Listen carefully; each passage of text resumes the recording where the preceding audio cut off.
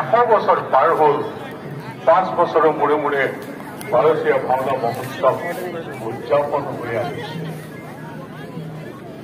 এই যে গুৰুজনাৰ প্ৰতি জামুগুৰিয়া ৰাইজৰ যি শ্ৰদ্ধা ভক্তি তেখেতৰ দৰ্শনৰ প্ৰতি জামুগুৰিয়া ৰাইজে যি এক আন্তৰিকতাৰে সংস্কাৰৰ কাৰণে ৰাইজক একত্ৰিত কৰিবৰ কাৰণে গুৰুজনাই যেনেকৈ ভৈৰাম গাঁৱে ভূঞে বিভিন্ন জাতি জনগোষ্ঠীৰ মানুহক নামঘৰত সংগঠিত কৰি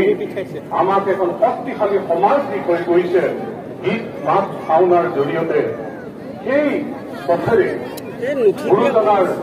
আদৰ্শক প্ৰতিষ্ঠিত কৰিবলৈ কাৰণে জামুগুৰিয়া ৰাইজে 5 বছৰৰ মূৰে মূৰে যি অহৰহ কষ্ট কৰিছিল চেষ্টা কৰিছিল প্ৰত্যেক বছৰে বাৰ্ষিক কৰ্ম হিচাপে নিজৰ গাঁৱত ভাওনা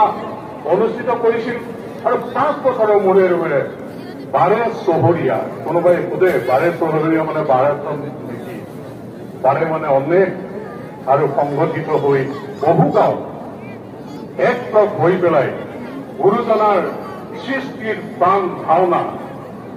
ব্ৰজাৱলী ভাষাৰ সেই ভাওনা ইয়াত এই সেৱাৰ থলীত আজি 100 বছৰ ধৰি ইয়াত অনুষ্ঠিত কৰি আহিছে এই জামুগুৰিৰ স্বাভিমান জামুগুৰিৰ গৌৰৱ প্ৰতিজন জামুগুৰি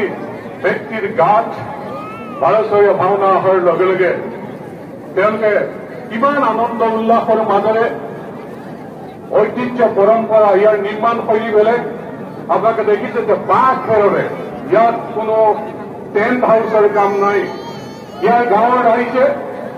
বাঁহ খেৰেৰে নিজে আনি ইয়াত আমি কমিটিয়ে কোনো ধৰণৰ চাহ একাপো খুৱাব নালাগে 45 দিন ধৰি গাঁৱৰ ৰাইজে ইয়াত শ্ৰমদান কৰি ইয়াত কোনো আৰ্কিটেক্ট নাই যে নিৰ্মাণ শৈলী পৰম্পৰাগতভাৱে ইয়াক নিৰ্মাণ কৰি আহিছে নিখুঁতভাৱে মণ্ডপ নিৰ্মাণ কৰিছে কলচী নিৰ্মাণ কৰিছে আৰু 21খন কলা নিৰ্মাণ কৰি 21খন কলা দুদিনীয়া 21খনকৈ ভাওনা 42খনকৈ ভাওনা ইয়াত অনুষ্ঠিত কৰি আহিছে যে ইয়াত দেখি মানুহে সোধে যে কেনেকৈ হৈছে কোন আৰ্কিটেক্ট আজি আমি দিনটোত আমি ধীৰেন বৰাৰ নেতৃত্বত এটি দলে এই গোটেই পৰিচালনা কৰিছে যে পৰম্পৰাগতভাৱে এই আৰ্হিত পদুম ফুলৰ আৰ্হিত এই মণ্ডপ নিৰ্মাণ কলা নিৰ্মাণ চলি আহিছে আৰু চলি যাব ইয়াত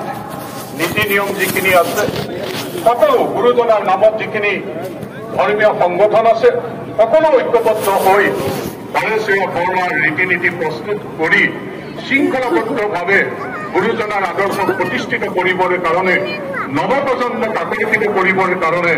বিভিন্ন পদক্ষেপ লৈ আহিছে এই 12 ভাওনা মহোৎসৱ যি সময়ত জন্ম হৈছিল সেই সময়ত কেৰাচিন তেলো উৎপন্ন আজি বিজ্ঞান প্ৰযুক্তিৰ যুগত এই যে বিজুলী বাতি বিভিন্ন ধৰণে নতুন ৰূপ পাইছে 12 ভাওনাৰ স্মৃতিগ্ৰন্থ আগতে নাছিলে যে সময়ৰ লগে লগে স্মৃতিগ্ৰন্থ হ'ল 12 ভাওনাক নতুন ৰূপ দিবৰ কাৰণে শোণিতপুৰ গজেন বৰুৱাই প্ৰচাৰ আৰু প্ৰসাৰৰ কাৰণে কাম কৰিছিল তেখেতক আজি দিনটোত আমি স্মৰণ কৰিছোঁ 12 ভাওনাক নতুন ৰূপ দিবৰ কাৰণে পদ্মকান্ত শইকীয়াদেৱে অহৰহ চেষ্টা কৰিছিল তেওঁ আজি নাই তেওঁক আমি স্মৰণ কৰিছোঁ যে 12 ভাওনাত সংলগ্ন হ'ল পাহাৰ ভৈয়ামৰ মানুহৰ মাজত সমন্বয় সম্প্ৰীতি এনাজৰীডাল টনকিয়াল কৰি এখন শক্তিশালী সমাজ গঢ়িবৰ কাৰণে শোণিতপুৰ গজেন বৰুৱাই উদাতন্ত ডক্টৰ ভূপেন হাজৰিকাৰ লগত লৈ সমন্বয় সাংস্কৃতিক সন্ধ্যা জন্ম দিছিল আৰু সেই সমন্বয় সাংস্কৃতিক সন্ধ্যাত আজিও ডাঙৰ শিল্পী নহয় আমাৰ উত্তৰ পূবৰ যি চহকী কৃষ্টি সংস্কৃতি আছে প্ৰতিখন ৰাজ্যৰ এই কৃষ্টি সংস্কৃতি প্ৰদৰ্শন হয় অসমৰ লুইত আৰু ভাৰতৰ ভাৰত বসবাস কৰা বিভিন্ন জাতি জনগোষ্ঠীৰ যিখিনি গৌৰৱোজ্জ্বল কৃষ্টি সংস্কৃতি আছে নৃত্য আছে সেইখিনি প্ৰদৰ্শন হয় তাৰপিছতে 12 ভাওনা মহোৎসৱত সংলগ্ন হ'ল আজি তৃতীয় বছৰ ভৰি দিছে আই মাতৃ সমাৰোহ আজি গোটেই এই 21খন খোলা হাজাৰ হাজাৰ মহিলাই আইন গাইছে। ইয়াৰ আকাশ বতাহ হৰিনামৰে মুখৰিত হৈ উঠিছে। এটা সংগঠিত হৈছে আইন মাতৃসকল। আমাৰ সমাজত আধ্যাত্মিক চিন্তাৰ সুদৃঢ় কৰিবৰ কাৰণে শক্তিশালীভাৱে পদক্ষেপ বঢ়াইছে। এইবাৰ সংলগ্ন হৈছে যে নতুন প্ৰজন্ম আমাৰ ল'ৰা ছোৱালী খোল তাল গায়ন বায়ন সূত্ৰধাৰ প্ৰশিক্ষণৰ কাৰণে ৩৫ দিন ধৰি আমাৰ উপ সমিতিখনে ইয়াত এইবাৰ 12 মহোৎসৱ সমিতিয়ে আমি 126টা খোল নিজাকে লৈছো। 98খন তাল মেচিনৰ নহয়, হাতে গঢ়া তাল সৰ্থেবাৰীৰ পৰা আমি নিজা কৰি লৈছো। প্ৰশিক্ষণ হৈছে 200 ল'ৰাই ক্লাছ 8ৰ পৰা কলেজত পঢ়া ল'ৰালৈকে। আপোনালোকে দেখিব গায়ন বায়ন আজি নতুন চামৰ হাতত আমাৰ জ্যেষ্ঠসকলে তুলি দিছে, শিকাই দিছে যে গায়ন বায়নৰ এটা নতুন সংযোজন এইবাৰ হৈছে। এইবাৰ সংযোজন হৈছে গুৰুজনাৰ আদৰ্শৰ প্ৰতি আকৃষ্ট হৈ গোৰ্খা জনগোষ্ঠীৰ মানুহেও এইবাৰ ভাওনা কৰিবলৈ কলা লৈছে। ইয়াত তেওঁলোকে ব্ৰজাৱলী ভাষাত তেওঁলোকে বচন মাতিছে আৰু মানৱ দেশ আকৰ্ষণ কৰিছে। যোৱাকালি আদিবাসী লোকসকলেও এইবাৰ কলা লৈছে। ইয়াত মিচিং জনগোষ্ঠীৰ লোকসকলে এইবাৰ কলা লৈছে। ইয়াত নৱসূত্ৰ লোকসকলেও এইবাৰ ইয়াত ভাওনা প্ৰদৰ্শন কৰিছে। গুৰুজনাই সকলো জাতি জনগোষ্ঠীক একত্ৰিত কৰি যি এক শক্তিশালী সমাজ গঢ়ি থৈ গৈছিল, মাজত যেন কৰবাত হেৰেঙা হৈ গৈছিল, এতিয়া বৰ্তমান যি চৰকাৰ আছে, প্ৰধানমন্ত্ৰী নৰেন্দ্ৰ মোদী ডাঙৰীয়াই হওক বা আমাৰ মুখ্যমন্ত্ৰী ডক্টৰ হিমন্ত বিশ্ব শৰ্মা ডাঙৰীয়াই হওক, যে আমাৰ যিখিনি কৃষ্টি সংস্কৃতি আছে, আমাৰ যিখিনি জাতীয় কৃষ্টি সংস্কৃতি আছে, এইখিনি ৰক্ষা কৰিবৰ কাৰণে, ইয়াক সংৰক্ষিত কৰিবৰ কাৰণে এক সবল পদক্ষেপ গ্ৰহণ কৰিছে। সেইটো আপোনালোকে দেখিছে তেখেতৰ বক্তব্যত হব কি কি কৰিছে। আমি এইবাৰ দমনি এই খোলৰ ভাওনাত যি এক কাৰ্যসূচী আছে সেইটো হেৰাই এইবাৰ দমনি উদ্ধাৰ কৰি প্ৰশিক্ষণ দি ব্যৱস্থা লোৱাৰ কাৰণে ভাওনা সভাপতি শৈলেন বৰপদবী ডাঙৰীয়াক মই বিশেষভাৱে ধন্যবাদ দিয়াছো। আজি দমনি প্ৰদৰ্শন এই ধৰণে নতুন সংযোজন হৈ আৰু এইবাৰ ভাৰতীয় ভাওনা মহোৎসৱত ৰাইজৰ উৎসাহটো বহু বেছি। সেইকাৰণে আমি কৈছোঁ যে সৰ্বাংগ সুন্দৰ ভাওনা মহোৎসৱ উদযাপন হ'ব।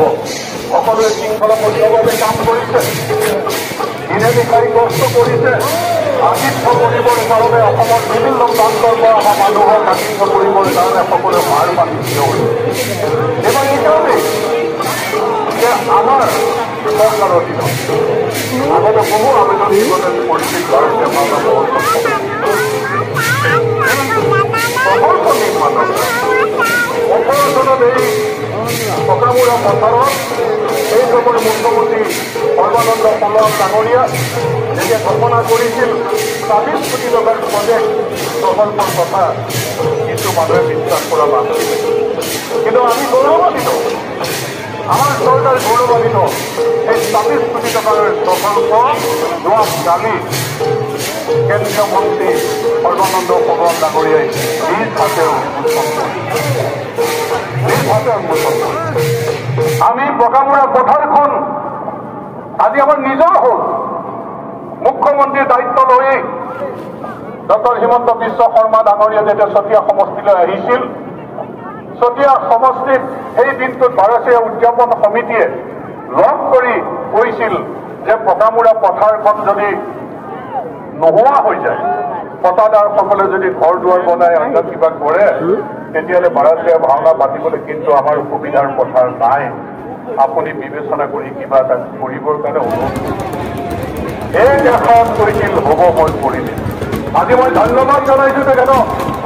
যে 10 কোটি টকা দি 50 বিঘা মাটি 20 লাখকৈ টকা পতাদাৰত দি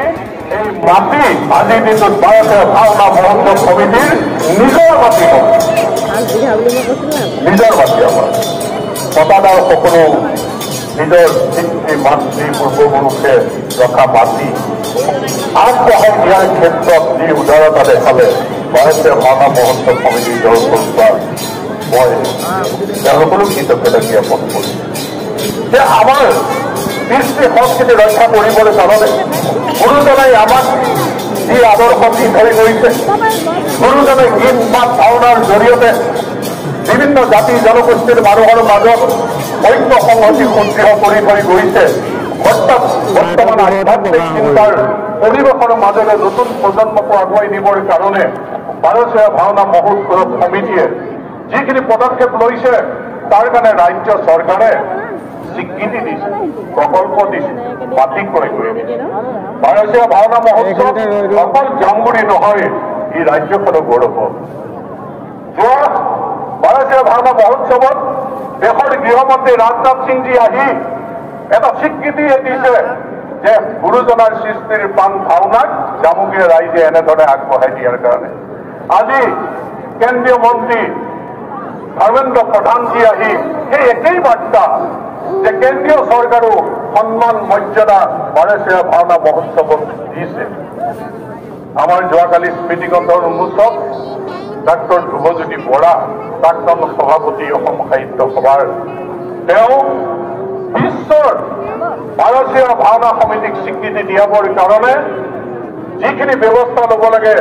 তেওঁ সহযোগিতা আগবঢ়াব তেওঁ আহ্বান জনাইছে চৰকাৰলৈ জনাইছে যে